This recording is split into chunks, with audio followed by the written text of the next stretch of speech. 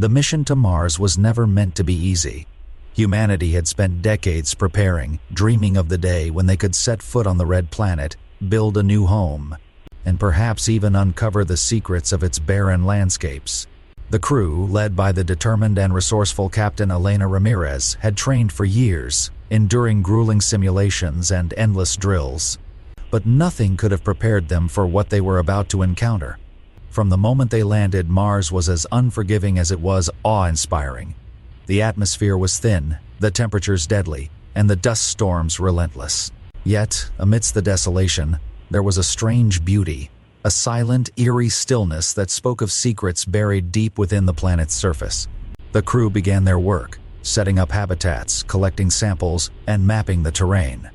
Every day was a battle against the elements, but their spirits remained high, driven by the knowledge that they were pioneers, the first humans to call Mars home. As the weeks turned into months, the crew's efforts began to bear fruit. They discovered signs of ancient rivers and lakes, evidence that Mars had once harbored water and possibly life. But the most significant discovery came one cold Martian evening, as the sun dipped below the horizon, casting long shadows across the red dunes. Lieutenant Marcus Hayes, the team's lead geologist, had been exploring a series of underground caverns when he stumbled upon something extraordinary. A massive, intricately carved doorway hidden deep within a canyon wall. The structure was unlike anything they had ever seen, a blend of organic curves and geometric precision, as if it had grown out of the rock itself.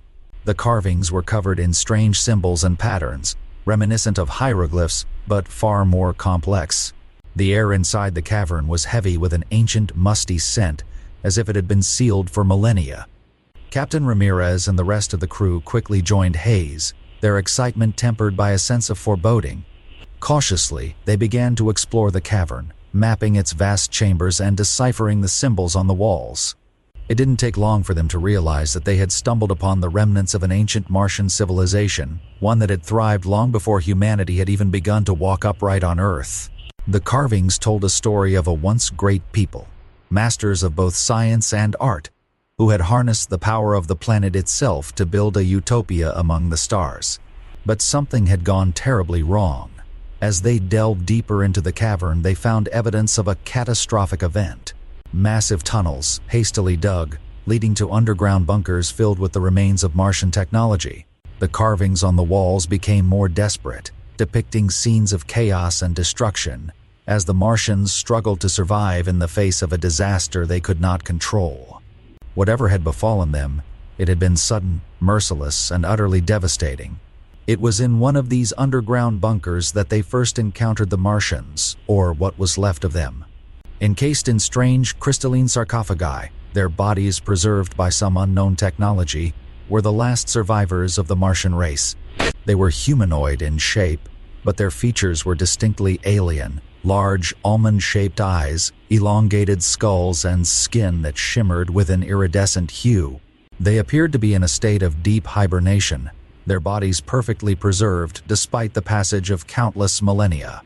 As the crew gathered around the sarcophagi, examining the technology that had kept the Martians alive for so long, a sudden, unexpected event occurred.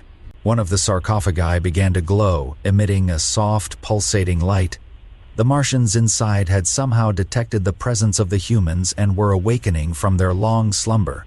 Captain Ramirez and her team watched in awe as the sarcophagus opened, revealing a Martian who slowly emerged, its large eyes blinking in the dim light of the cavern. There was a tense moment of silence as the two species faced each other for the first time. Captain Ramirez, ever the diplomat, raised her hand in a gesture of peace, hoping that the Martian would understand. To her relief, the Martian responded in kind, mimicking her gesture with a slow, deliberate movement. It was a simple act, but it bridged the vast gulf of time and space that separated them, forging a connection that would change the course of history. Over the following weeks, the crew worked tirelessly to communicate with the Martians, using a combination of gestures, visual aids, and their growing understanding of the symbols in the cavern. They slowly began to unravel the Martian language. It was a painstaking process, but one filled with moments of profound discovery. The Martians, it turned out, were not the hostile invaders that humanity had always feared, but rather a peaceful, Intelligent species who had once thrived on Mars before their civilization was brought to its knees by a cataclysmic event. The Martian, who the crew affectionately named Orin, became a constant presence among them. Orin was a scientist, an engineer, and a historian all in one, possessing a vast knowledge of his people's history and technology. He explained that the disaster that had befallen Mars was not a natural one, but the result of a terrible mistake, an experiment gone wrong, one that had unleashed a destructive force beyond their control. It had decimated their planet, forcing the Martians to retreat underground, where they had placed themselves in suspended animation, hoping to one day awaken and rebuild their world. But now, with their technology failing and their numbers dwindling, the Martians had lost hope. That is, until the humans arrived. With Orin's guidance, the crew began to repair the Martian technology, working side by side with their alien counterparts. It was a monumental task, requiring the combination of human ingenuity and Martian expertise. Every day brought new challenges, but also new breakthroughs. The Martians' understanding of energy, matter, and physics was far beyond anything humanity had ever conceived, and their technology was unlike anything the crew had ever encountered. But with Orin's help, they slowly began to master it, learning how to harness the power of the planet itself to restore the ancient systems that had once sustained the Martian civilization. As they worked, a bond formed between the humans and the Martians, a bond of trust, respect, and mutual understanding.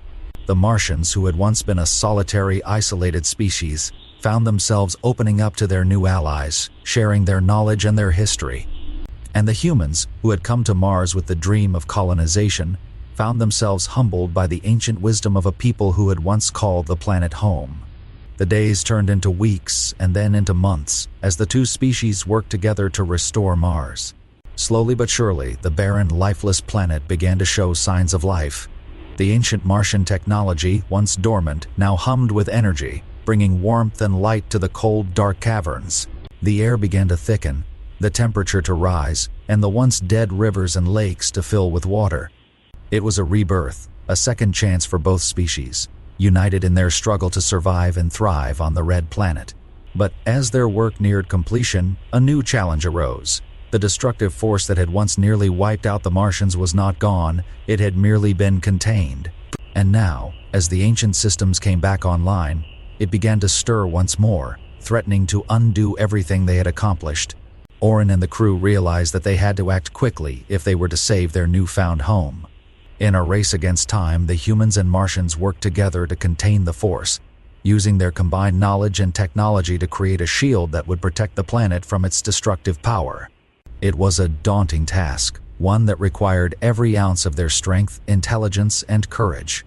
But they were determined to succeed, knowing that the fate of two civilizations hung in the balance. The final showdown took place in the heart of the ancient Martian city, deep beneath the surface of the planet. Orin and Captain Ramirez, along with a select team of humans and Martians, descended into the depths of the planet, where the source of the destructive force lay dormant.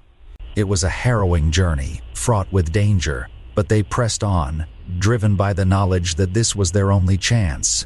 As they reached the core of the planet, they found themselves face to face with the source of the disaster, a massive, pulsating orb of energy, crackling with power. It was a sight to behold, both beautiful and terrifying. Orin explained that this was the result of the experiment that had gone wrong, a fusion reactor of unimaginable power, designed to harness the energy of the planet itself. But something had gone wrong, and the reactor had become unstable, threatening to consume the planet from within.